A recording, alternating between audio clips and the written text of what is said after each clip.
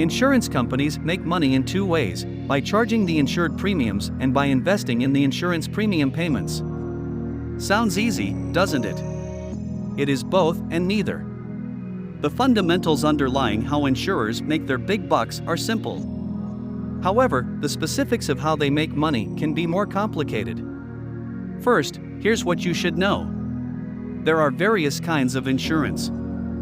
These include: health insurance covers a portion or all of an individual's medical expenses. Life insurance, when the insured individual dies, life insurance pays out money to one or more selected beneficiaries. Property and casualty insurance covers damage to automobiles, residences, and commercial buildings. Specialty insurance, commonly known as excess and surplus (E&S) insurance, covers risks that regular insurers do not cover. Reinsurance is a type of insurance that lets insurance companies cover losses that go above a certain level. So, companies that make any of these types of insurance make money using the same methods. Let's go through some of these methods. Number 1. Underwriting. Underwriting profits are often derived from the money collected on insurance policy premiums. However, this excludes funds paid out for business operations and claims. Assume an insurance business gets $5 million from monthly premiums paid by customers for their policies over the course of a year. Furthermore, suppose the company paid $4 million in claims in the same year.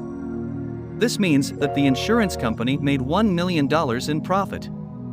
Underwriters work hard to make the numbers work in their favor. Furthermore, the elements considered when determining whether a potential consumer qualifies for insurance coverage are difficult. Credit history, gender, annual income, age, and health are all measured.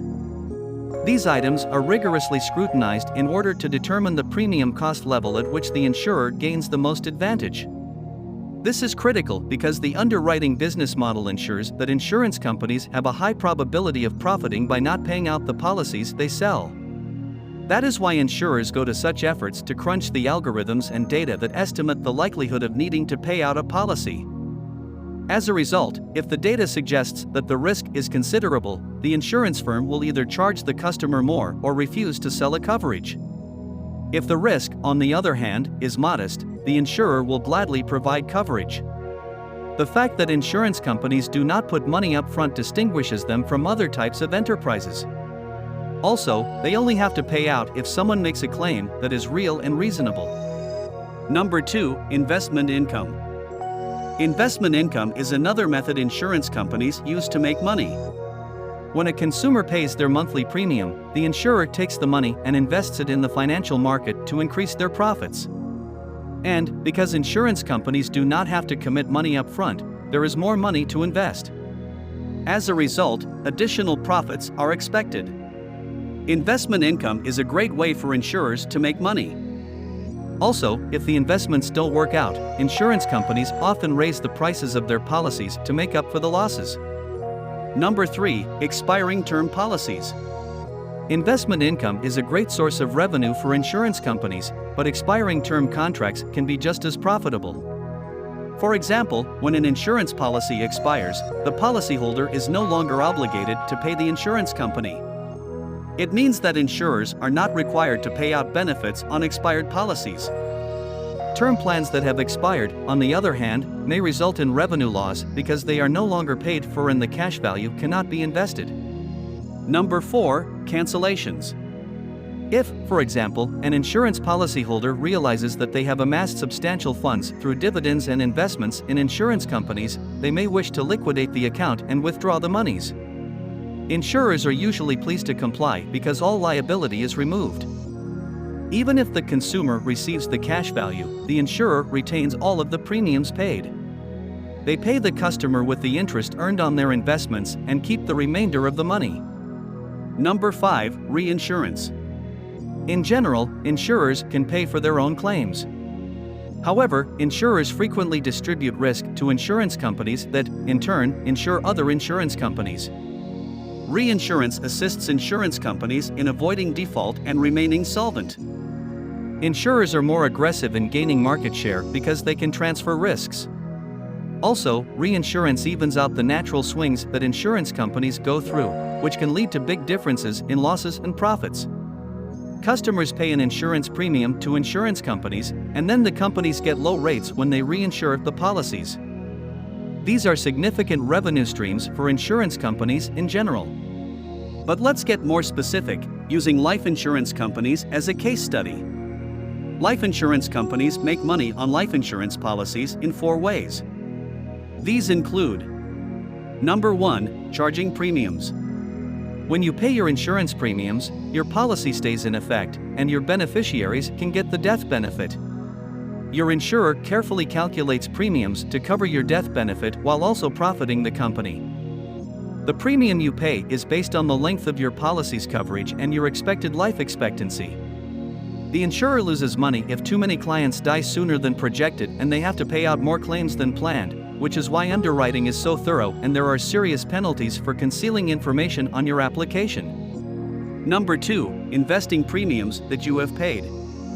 Your insurance company invests a portion of the payments in the years before they have to pay out the death benefit.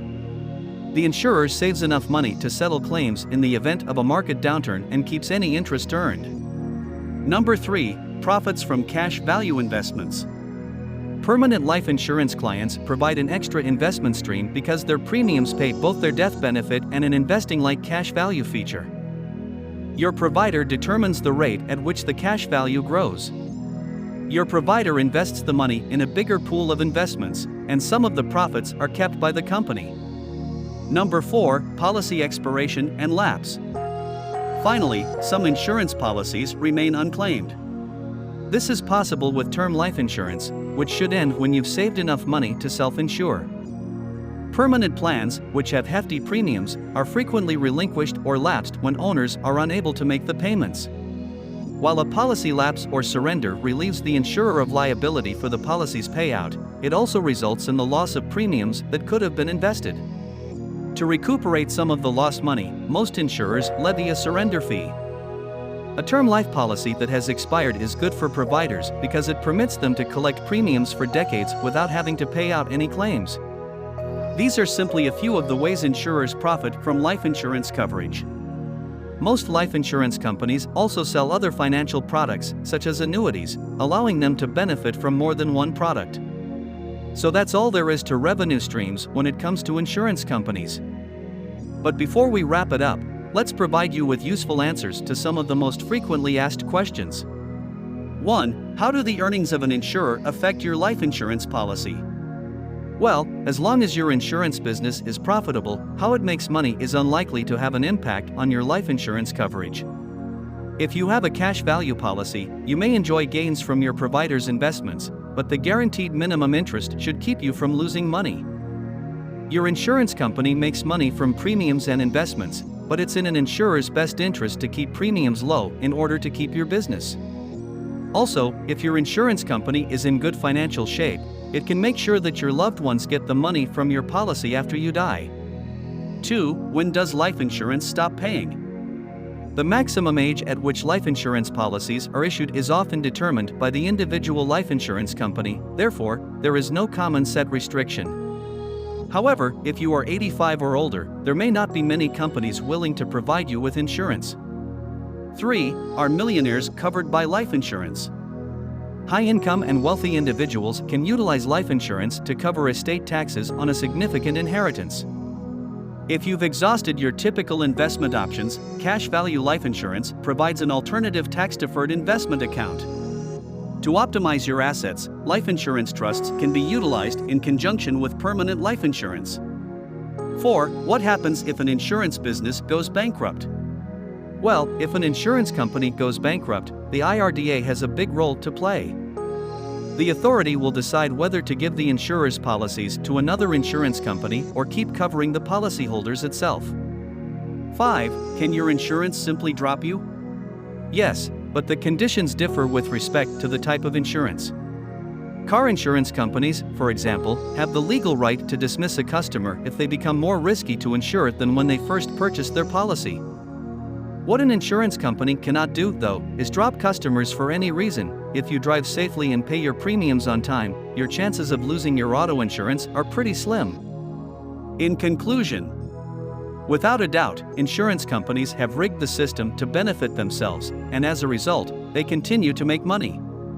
According to industry figures, only 3 out of every 100 insurance customers who pay their premiums each year make a claim. Meanwhile, insurance companies invest all of those premium payments, boosting their profits. Insurance companies have a clear road to profits with the field heavily stacked in their favor, and they take that to the bank on a daily basis. For hundreds of years, it has been a recipe for financial success, and it will continue to be so in the future, and there isn't much the average insurance customer can do about it except keep paying their premiums and hoping for the best.